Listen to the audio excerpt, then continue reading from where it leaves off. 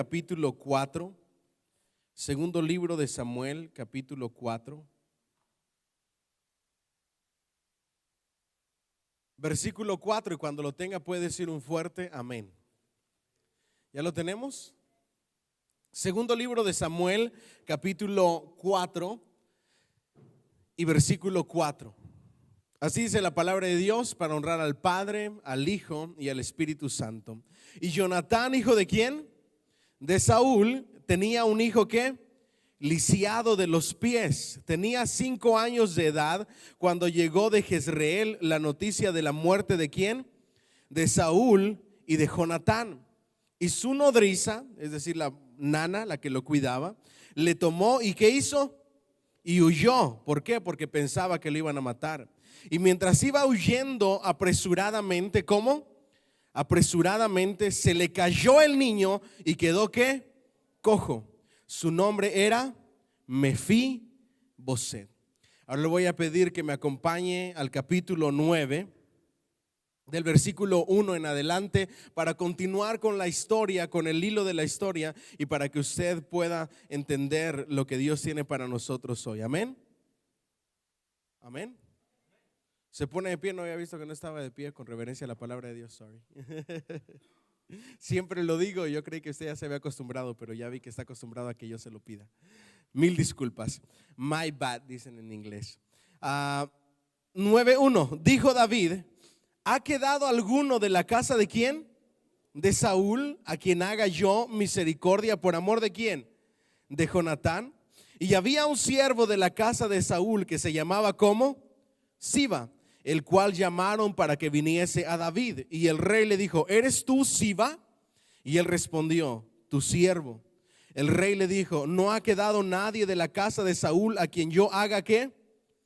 Misericordia de Dios. Y Siba respondió al rey: aún ha quedado un hijo de Jonatán, lisiado de ¿qué? De los pies. Entonces el rey le preguntó: ¿dónde está? Y Siba respondió al rey: he aquí, está en la casa de Maquir, hijo de Amiel. ¿En dónde? Lodebar. Preste mucha atención al lugar donde vivía Mefiboset, que tiene mucho significado. Diga conmigo: Lodebar. Entonces envió el rey David y le trajo de la casa de Maquir, hijo de Amiel, de Lodebar. Y vino Mefiboset, hijo de Jonatán, hijo de Saúl, a David, y se postró sobre su rostro e hizo ¿qué? Reverencia. Y dijo David: Mefiboset. Y él respondió: he aquí tu siervo. Y le dijo David: no tengas ¿qué? Temor, porque yo a la verdad haré contigo misericordia por amor de Jonatán tu padre, y te devolveré todas las tierras de Saúl tu padre, y tú comerás siempre a mi mesa. Y él, inclinándose, dijo: ¿quién es tu siervo para que mires a un perro muerto como yo? Entonces el rey llamó a Siba, siervo de Saúl, y le dijo: todo lo que fue de Saúl y de toda su casa yo lo he dado al hijo de tu señor. Tú pues le labrarás la tierra, tú con tus hijos y tus siervos, y almacenarás los frutos para que el hijo de tu señor tenga pan para comer. Pero Mefiboset, el hijo de tu señor, comerá siempre a mi mesa. Y tenía Siba ¿cuántos hijos? 15 hijos y 20 siervos. Ese ejemplo no lo vaya a seguir. Y respondió Siba al rey: conforme a todo lo que ha mandado mi señor el rey a su siervo, así lo hará a tu siervo. Mefiboset dijo: tu siervo. Mefiboset dijo el rey: comerá a mi mesa como uno de los del rey. Y tenía Mefiboset ¿qué? Un hijo pequeño que se llamaba Micaía. Y toda la familia de la casa de Siba eran siervos de Mefiboset. Y moraba Mefiboset ¿en dónde? En Jerusalén, porque comía siempre a la mesa del rey y estaba lisiado de ambos pies. El Señor añada bendición a su palabra. Dele un fuerte aplauso al Señor, por favor. Puede sentarse si es tan amable. Usted conoce la historia de David y Jonatán. La amistad que ellos tenían fue una amistad que, para aquellos que no lo saben, comenzó a causa de lo que hizo David con Goliat. Usted recuerda que David estaba cuidando ovejas, era un pastorcillo de ovejas, siendo un jovencito. En mi país decimos todo flaquito, todo tilico, todo sin fuerzas. Le trataron de poner la armadura de Saúl y el pobre David no podía caminar porque estaba demasiado grande y demasiado pesada. Pero él llegó a donde estaba en guerra el pueblo de Israel contra los filisteos y se encontró con que había un gigante llamado Goliat retando a los escuadrones de Israel, a los soldados israelitas, ofendiendo no solamente a los israelitas, sino al Dios de los israelitas. Pero David era un hombre que caminaba y vivía conforme al corazón de Jehová. No perfecto, porque en su vida cometió sus errores, pero grande es Dios en misericordia para levantarnos y restaurarnos y darnos nuevas oportunidades. ¿Alguien dice amén? Pero en su carácter era conforme al corazón de Dios. En determinado momento su papá lo envía a que le lleve de comer a sus hermanos que estaban en la guerra, y de repente ve a Goliat que está ofendiendo al pueblo de Dios y se ofende. Y dice: ¿cómo es posible que este filisteo incircunciso ofenda a los escuadrones del pueblo de Dios y a Dios mismo? Y él dice: yo he peleado contra osos, contra leones, y se lo voy a parafrasear, a este gigantón me lo derribo de un solo. Y dijo: ¿qué hay de recompensa? ¿Se recuerda? Y estaba la hija del rey Saúl. Entonces él dice: yo me voy a enfrentar a Goliat, lleno de valentía, lleno de honor, lleno de fe, con una actitud de conquistador, la cual debería de ser la actitud de cada cristiano y de cada hijo de Dios. Una actitud de valentía, llenos de fe, lleno de valor, sin temores. ¿Alguien dice amén? Así deberíamos de vivir nuestra vida, para darle ejemplo a otros, así como David. Cuando Jonatán vio a David, su valor, sus agallas, su fe en Dios, él lo vio como un modelo digno de imitar y como una amistad que valía la pena conservar. Tú tienes que saber a quienes eliges como amigos. Tienes que elegir amistades que sean modelos, que sean dignos de imitar. ¿Vamos bien hasta ahí? Entonces ahí comienza esa amistad. El asunto es que la gente y el pueblo de Israel y los soldados lo amaron desde ese momento como nunca habían amado a nadie. Porque el gigante Goliat decía: denme solamente un hombre, uno solo que pelee conmigo. Si me gana, nosotros seremos sus siervos, pero si yo le gano, ustedes serán nuestros siervos.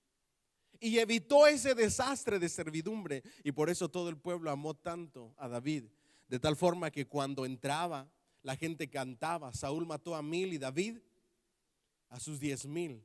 Y eso provocó los celos del rey Saúl. Lo había llevado a vivir a su casa a David. Ahí había tenido una amistad tan íntima como hermanos con Jonatán. Una amistad que les llevó a hacer un pacto. Cuando Saúl explota en celos en contra de David, sabe Jonatán que su papá está actuando mal y le dice: hoy tenemos que hacer un pacto de que yo voy a cuidar de ti y tú vas a cuidar de mí. Hicieron ese pacto, hicieron esa promesa, se dieron un beso, lloraron juntos y cada uno se fue por su lado. Cada que Jonatán escuchaba que su papá Saúl le iba a hacer daño a David, él le avisaba para que David huyera. Y cuando estaba en problemas Jonatán, el que acudía a su rescate era David. Diga conmigo: un pacto de amistad. Un pacto de amistad incondicional. Ahora, ¿por qué le relato esta historia? Porque debido a ese pacto es que David decide buscar a alguien de la casa o de la familia de Jonatán para cumplir su promesa y no dejar desamparado a nadie de la familia de su gran amigo. Diga conmigo: cumplidor de pactos. Y eso nos recuerda a lo que hizo nuestro Dios, nuestro Señor Jesús, que cerró el último pacto con su sangre, diciéndonos: yo les voy a cuidar, yo les voy a proteger, yo les doy vida eterna, yo les voy a salvar, y este pacto queda sellado con mi sangre. La promesa de su rescate, de nuestra restauración, de nuestra salvación. ¿Vamos bien hasta ahí? Ese es el primer significado, o el primer simbolismo que encierra esta historia. Así como Jonatán y David habían hecho un pacto, así Dios había hecho o ha hecho un pacto entre la humanidad y Dios a través de nuestro Señor Jesucristo y su sangre derramada en la cruz del Calvario. ¿Vamos bien hasta ahí? Entonces Él recuerda esa promesa, porque Dios no se olvida de lo que promete. Si algo ha prometido o te ha prometido, Él es fiel y justo y lo va a cumplir. Descansa en sus promesas, porque Él no es hombre para mentir, ni hijo de hombre para arrepentirse. Yo no sé qué le provoca eso.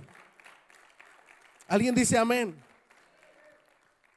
Entonces manda a llamar a alguien que haya quedado de los siervos de la casa o del reinado de Saúl.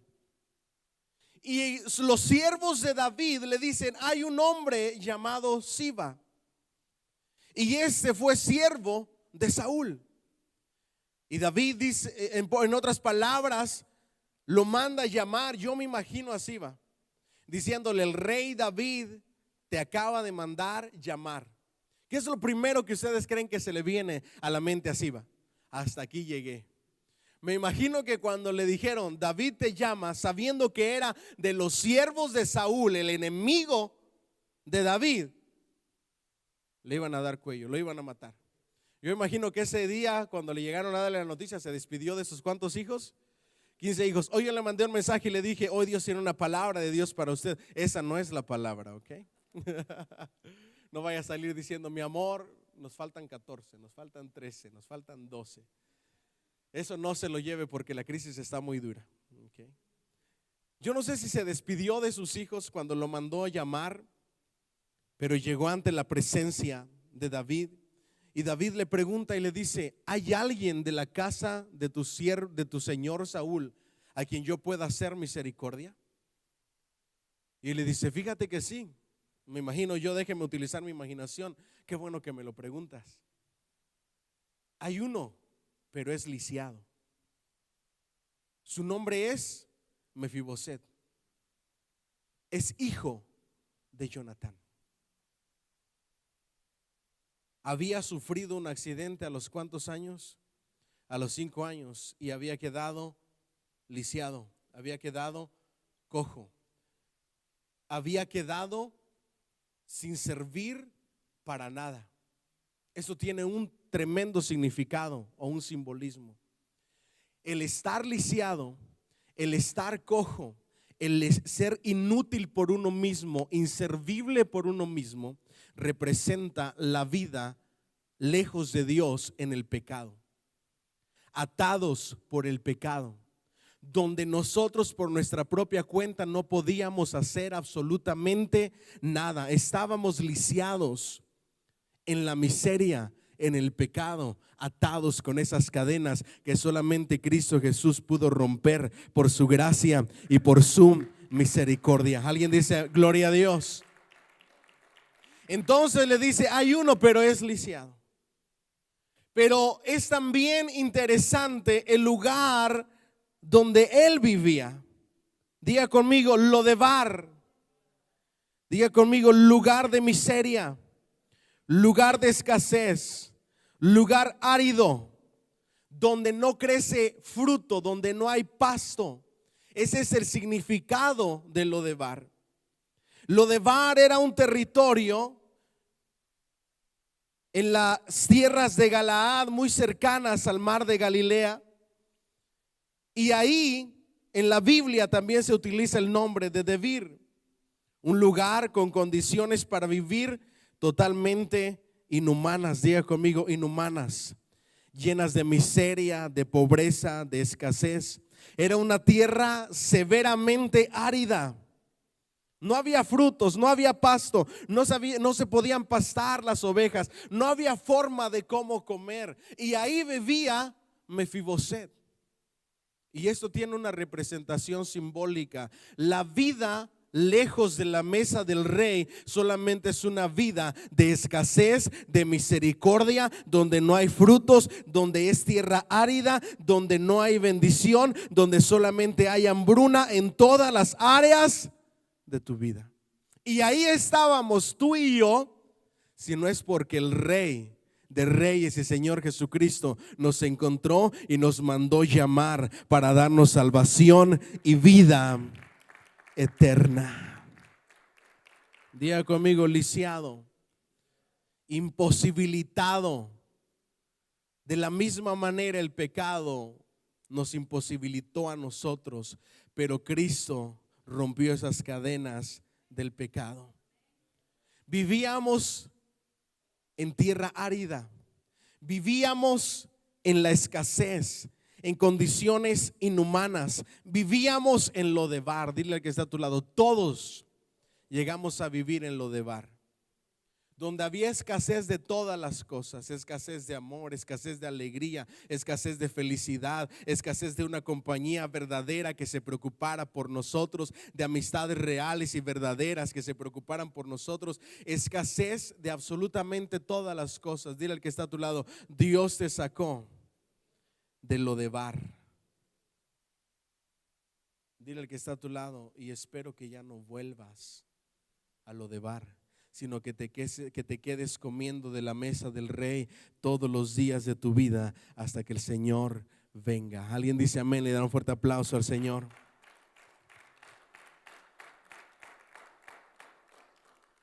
Pero también no solamente vivía en Lodebar, sino que ahora le estaba llamando el Rey. Y cuando el Rey te llama, tienes que hacer caso. Y lo mismo que sucedió con su siervo, me imagino que sucedió con Mefiboset. Me están llamando para matarme. En el caso de Mefiboset, tenía un hijo, pero vivía en tierras áridas. Él se consideraba a sí mismo como un ¿qué? Como un perro que no valía nada, que no servía para nada.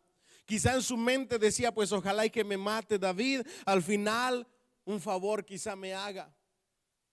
Pero aún así tenía temor, porque iba a sufrir pérdidas, porque tenía a un hijo. Y llega delante de la presencia de David, y David le llama por nombre y le dice: Mefiboset. De la misma manera el Señor nos llamó por nombre y mencionó tu nombre para que tú dijeras: heme aquí, Señor, haz de mí lo que tú quieras, lo que a ti te plazca. Esa debe de ser tu respuesta. En nuestra vida cristiana muchas veces vas a escuchar tu nombre, así como Samuel escuchaba esa voz que le hablaba: Samuel. Y él creía que era su maestro, pero era Dios que quería tratar con él. En muchas ocasiones Dios te va a llamar por nombre, y te llamó por nombre cuando te trasladó de las tinieblas a su luz admirable. Y le dice: no temas, no tengas miedo. Las mismas palabras que nuestro Señor Jesucristo repetía a cada momento: no temáis, no temáis, no temáis, no tengas miedo, porque si Dios está con nosotros, no hay nadie en contra de nosotros. No tengas miedo. ¿Alguien dice gloria a Dios? Escuché una frase que alguien dijo, no sé ni quién la dijo, era anónima, que decía: cuando alguien te pregunta tu pasado, seguramente, y no siempre, pero en algunas ocasiones, cuando alguien te pregunta tu pasado, es porque quiere saber de qué forma amarte. Esa palabra o esa frase me hizo meditar. Cuando alguien te pregunta tu pasado, quizá lo que está buscando es averiguar de qué forma debe de amarte. Y ese era exactamente lo que estaba haciendo David. David estaba buscando y averiguando el pasado de Mefiboset para pensar y saber qué es lo que iba a hacer con él, actuando en misericordia de Dios. Diga conmigo: misericordia de Dios. Y aquí trae una enseñanza para cada uno de nosotros los cristianos. Así como Dios te trató, tú debes de tratar a los demás. Dar misericordia, así como Dios te ha dado misericordia. No juicio, sino misericordia. Trata a los demás como tú quieras ser tratado y como Dios te ha tratado a ti. Diga conmigo, le llamó por nombre. A usted le llamó por nombre y sabía su nombre desde antes de que usted lo tuviera. Así como sabía el nombre del rey que le iba a dar la oportunidad a Nehemías de levantar los muros de Jerusalén, que estaba profetizado, todavía no nacía este rey y ya lo había profetizado Isaías con todo y nombre. Imagínese usted si Dios no es grande. Él te conoce por nombre y te ha llamado porque tiene grandes planes para ti. Yo no sé qué le provoca eso. Tiene grandes planes para ti. Diga conmigo, Dios tiene grandes planes conmigo. Dígalo fuerte, Dios tiene grandes planes conmigo. Usted dirá, pero ¿quién soy yo? Yo soy como un perro. Ahorita en un momento le voy a explicar lo que eso significa. Lo que tiene que entender en este momento es que Dios tiene grandes planes para usted. Y sus planes es ser cuidado por el rey y comer en la mesa del rey, no solamente un día, sino todos los días de su vida hasta que le llegue la muerte. Y aún después de la muerte, Él fue a preparar lugar para que donde Él está, usted también esté. Diga conmigo, eso es misericordia. Alguien dice amén, eso es misericordia. Lo manda a llamar, le llama por nombre y fue traído de esa tierra árida, de esa tierra de miseria a Jerusalén. Diga conmigo, a Jerusalén. Del hebreo Lerusalaim, que significa ciudad de la paz. Diga conmigo, ciudad de la paz. Trasladado de la tierra de la miseria a la ciudad de la paz. Y es que cuando nosotros somos trasladados de las tinieblas a la luz admirable de Cristo, encontramos una paz y una alegría que sobrepasa todo entendimiento. Ese es el cambio y la transformación de las tinieblas a la luz que solamente puede hacer el Rey de Reyes y Señor de Señores. Solamente Él nos puede mandar llamar. No es que ustedes hayan escogido a Dios, sino que Dios les escogió a ustedes. Dios nos llamó a nosotros. Dios nos mandó llamar a nosotros. Dios nos encontró a nosotros para salir de la tierra de la miseria a la tierra de paz. Diga conmigo, la tierra de paz, de tranquilidad, sin temores, sin preocupaciones. No se preocupen por el día de mañana, qué van a comer o qué van a vestir. Traiga cada día su propio afán. Ustedes confíen en mí, que yo cuido de ustedes, nos dice el Señor. Yo no sé qué le provoca eso.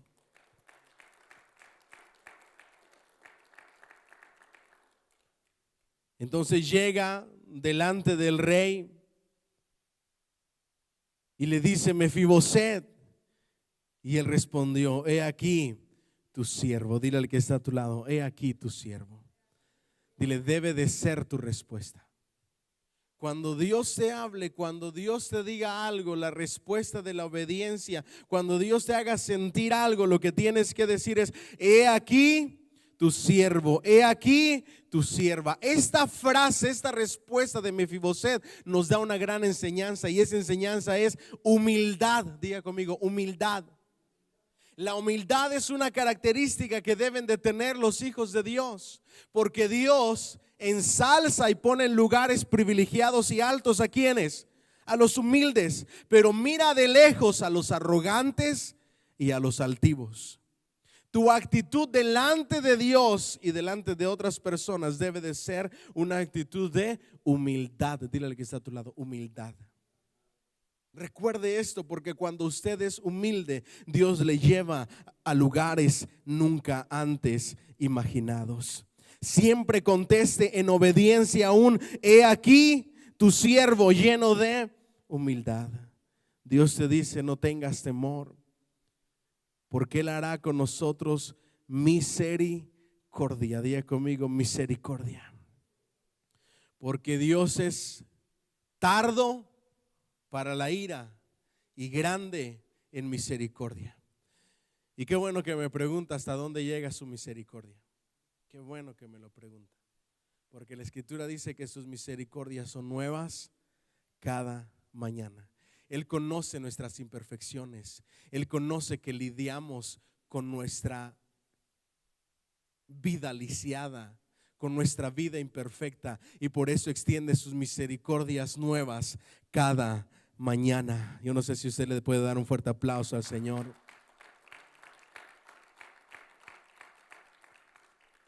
Y luego dice: ¿quién es tu siervo para que mires a un perro muerto como yo? Le dice Mefiboset. ¿Se imagina las palabras de Mefiboset? Un perro muerto como yo. ¿Quién soy yo para que hagas conmigo misericordia? Un perro muerto. ¿Qué significa eso? Significa reconocer nuestra condición. Diga conmigo, reconocer nuestra condición. ¿Cómo lo trasladamos al día a día? Reconocer que solamente somos polvo y que al polvo vamos a ir, y que el polvo en sí mismo no tiene valor. El valor llega cuando en estas vasijas de barro es depositado el tesoro de Dios en nuestros corazones y nos hace invaluables, comprados a precio de sangre. Diga conmigo, reconocer mi condición, reconocer mi condición de pecador, reconocer que sin Dios, sin Jesús, nada soy y nada puedo hacer. Eso es lo que realmente significan las palabras de Mefiboset. Estaba reconociendo su condición, inhabilitado, imposibilitado. Pero en esos momentos, cuando nos sentimos así, es que podemos escuchar las palabras de la palabra de Dios que dicen que si Dios con nosotros, ¿quién en contra de nosotros? Que mayor es el que está en mí que el que está en el mundo, aún mayor que Satanás.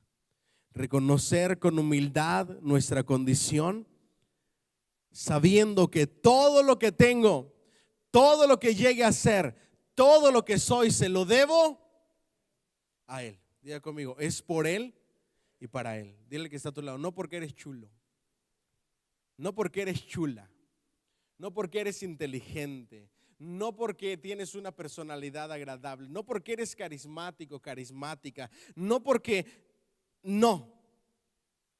Todo lo que tienes y lo que llegues a tener, se lo debes a Él y es para Él. Sin Él nada soy y nada puedo hacer. Diga conmigo, reconocer mi condición. Polvo soy y al polvo voy nuevamente. Pero cuando vengo a los pies de Cristo, mi valor cambia. Ahora como a la mesa del Rey. Ahora soy un barro, pero en las manos del alfarero, que es el Rey de Reyes y Señor de Señores, formándome y dándome forma todos los días.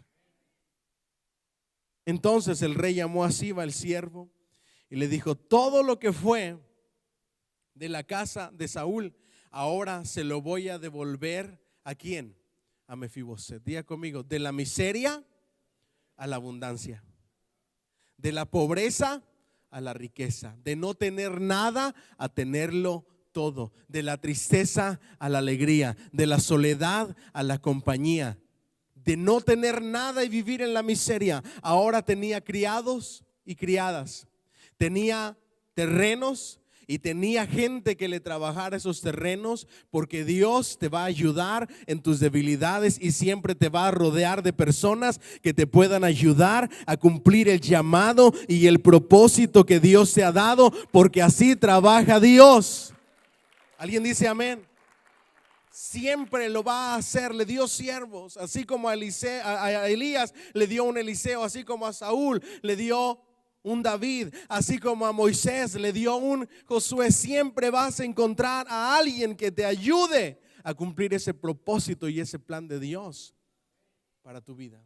Así como a Moisés le dio un Aarón a la par de él, le puso hasta criados, le dio tierras, le dio para sembrar, para cultivar, le puso a alguien que trabajara esas tierras para que de ser pobre se convirtiera en rico. Y eso es exactamente lo que nuestro Señor Jesucristo hizo cuando llevaba esa corona de espinas. Las espinas representan la maldición que Dios le dio a la tierra. Ahora la tierra producirá cardos y espinos. Será una tierra que no sería tan productiva como el paraíso, como el huerto del Edén. Hablando de pobreza, hablando de escasez, Él llevó en su cuerpo, en su sangre, nuestra pobreza, para que nosotros fuéramos enriquecidos y fuéramos prosperados en todas las cosas, así como prosperan nuestras áreas. ¿Alguien dice amén? Diga conmigo: yo soy rico. Ahora, si usted piensa que rico solamente tiene que ver con dinero, está totalmente equivocado, porque la verdadera riqueza no se mide en dinero, va mucho más allá que el dinero. La verdadera riqueza es tener el privilegio y la gracia de tener una relación íntima con Dios, de tener a nuestros seres queridos, a nuestros seres amados a nuestro lado, de tener personas, familiares y amigos que se preocupan por nosotros, de tener esa alegría, esa paz, ese gozo en nuestros corazones, esa fe, esa confianza, esa fortaleza de todos los días. Eso es ser ricos, disfrutar de todas las cosas que Dios nos ha dado para que las disfrutemos. Eso es ser rico. Claro, a su tiempo también Dios le va a dar posesiones materiales y dinerito, siempre y cuando eso no ocupe el primer lugar en su vida. ¿Cuántos me siguen hasta aquí? Porque le dio todo. Diga conmigo: le cambió el corazón, le cambió su vida, le cambió su familia, le cambió sus circunstancias, le cambió sus finanzas, le cambió absolutamente todo. Usted se imagina cómo reaccionó. La Biblia no menciona si tenía, si ahí se encontraba la esposa o no en estos versículos que acabamos de leer de Mefiboset, pero si tenía un hijo, tuvo que haberlo tenido con alguien, right? ¿Usted se imagina cómo reaccionó la esposa cuando llegó Mefiboset y le dio la noticia? Mi amor, nos mudamos, nos vamos a Jerusalén, dejamos esta tierra árida, tenemos nuevas tierras, tierras que sí producen. Y no solamente eso, ahora tenemos criados y tenemos quien nos cultive la tierra. Quizá yo no sirva para cultivar, pero sí voy a servir para dar órdenes. La vida le cambió de un solo. Ese es el poder que tiene Dios. Él te cambia todas las áreas de tu vida. Alguien dice amén y le da un fuerte aplauso al Señor. Y lo que había perdido, diga conmigo, se lo devolvió. Lo que la vida le había quitado, lo que la vida le había arrebatado, lo que las circunstancias le habían arrebatado. Si bien es cierto que el diablo anda como león rugiente buscando a quien devorar, no siempre él nos quita las cosas. En ocasiones son simplemente cosas de la vida, circunstancias de la vida. La vida se encarga de robarnos muchas cosas. En ocasiones culpa de nosotros, en ocasiones culpas muy por encima de lo que nosotros podamos controlar. En otras ocasiones culpa del diablo. Pero sin importar y sin buscar culpables, lo único que le puedo decir es que hay un dueño de todas las cosas con el poder de restituir todo lo que hemos perdido en determinado momento, y es el dueño y creador del universo, el Dios todopoderoso. ¿Alguien dice amén? Dile al que está a tu lado: no busques culpables, mejor busca a aquel que te lo puede devolver, aquel que te lo puede restituir. No, pastor, es que yo por eso no quiero hablar con fulanito de tal, porque por culpa de sus comentarios me echaron del trabajo. Olvídate de los culpables, enfócate en aquel que te puede dar cosas mejores que lo que has perdido. Lo mismo le sucedió a Job. En el caso de Job sí fue el diablo quien se lo quitó. Pero ni aún el diablo tiene el poder para detener a Dios que nos devuelva lo que hemos perdido, que nos restituya al lugar donde antes estábamos y aún con mayor abundancia. Se sufre en medio de las pérdidas, pero se disfruta más cuando tienes lo doble o lo triple. ¿Cuántos dicen amén? Así es que no te preocupes, porque en este mundo tendrán aflicciones, pero confíen que Él ha vencido al mundo. Y luego le dice y le pone criados, le pone quien le cultive la tierra para que nunca le falte nada a Mefiboset. Pero le dice no solamente eso, sino que de ahora en adelante vas a comer en mi mesa. La mesa representa algo. La mesa representa compañerismo. La mesa representa comunión. La mesa representa intimidad, relación.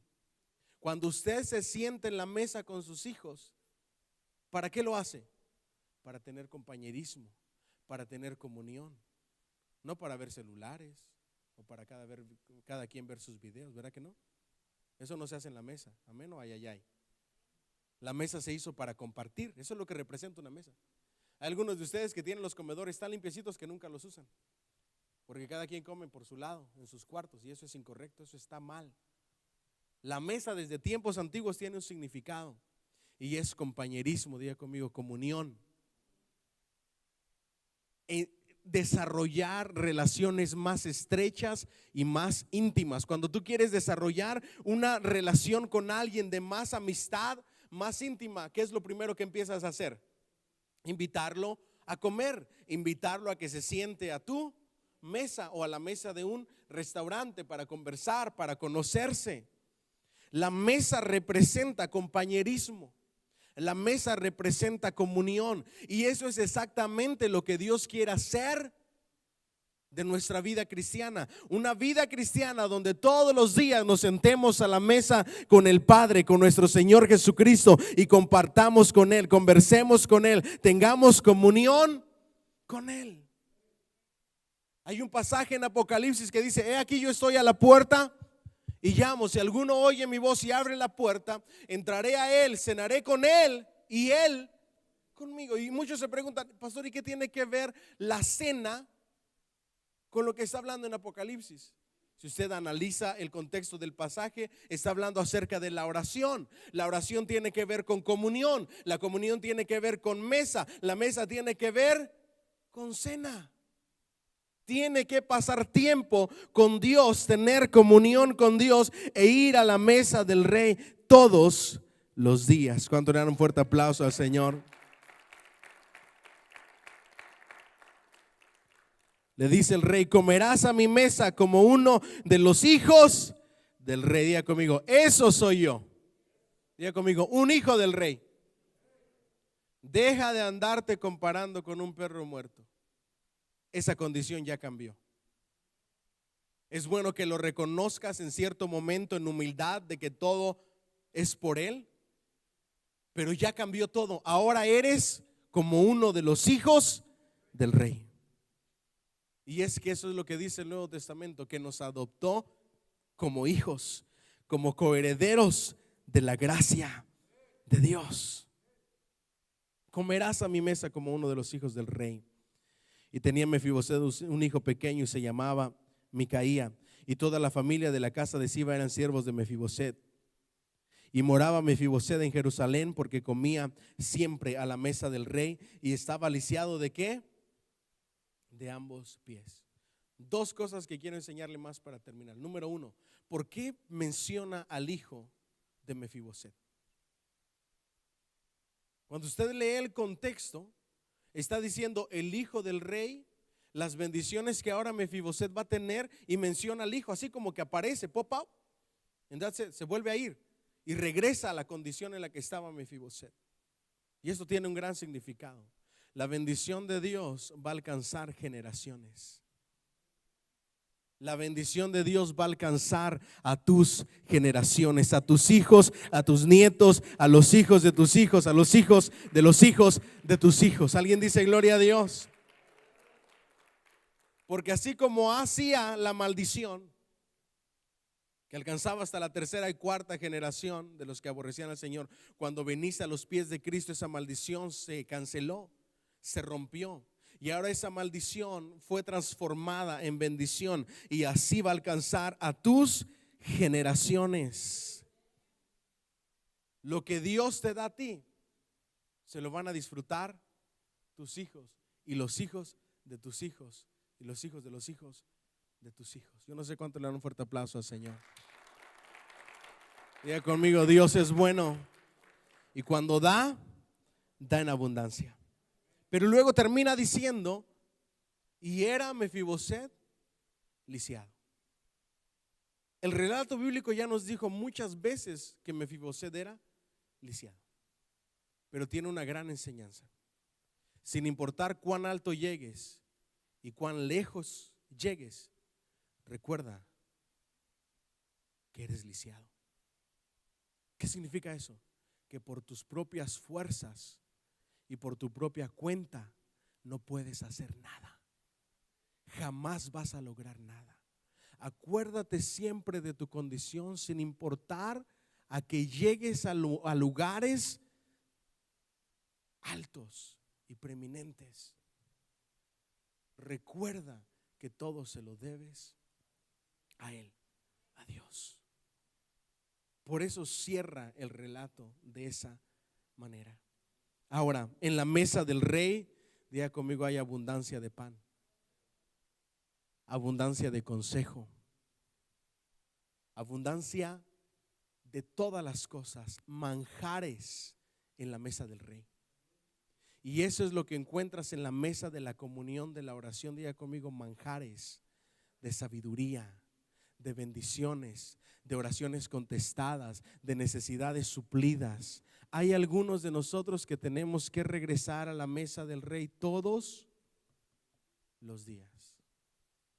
Note que no dijo una vez al año, una vez a la semana, solo cuando tienen necesidades, solo cuando sientes que los problemas están hasta el cuello. ¿Ahí es que vas a orar? No, todos los días te tienes que sentar a la mesa de la comunión con Dios, conversar con Dios, recibir su consejo, hacerle saber tus necesidades para que Él las supla. Esa es la historia de este muchacho, de este hombre llamado Mefiboset. Su historia se identifica con la vida de todos nosotros al ser trasladados de las tinieblas a la luz admirable. Y todo lo que encontró Mefiboset, nosotros lo encontramos en nuestra vida en Cristo al haberlo recibido como Señor y Salvador. ¿Cuánto le dan un fuerte aplauso al Señor, por favor? Diga conmigo, yo soy un hijo del Rey, y Dios tiene grandes cosas, grandes planes para mí. Él te quiere dar no menos que lo que se sirve en la mesa del rey. Cierro con esto. Ojalá usted se lleve esta frase en su corazón. Él te quiere dar no menos. Él te quiere bendecir con no menos que lo que se sirve en la mesa de un rey. Lo que merece un hijo de un rey. Así es que si Dios te quiere dar más, no te conformes con menos. Póngase de pie, por favor, si es tan amable, y denle un fuerte, fuerte, fuerte aplauso al Señor.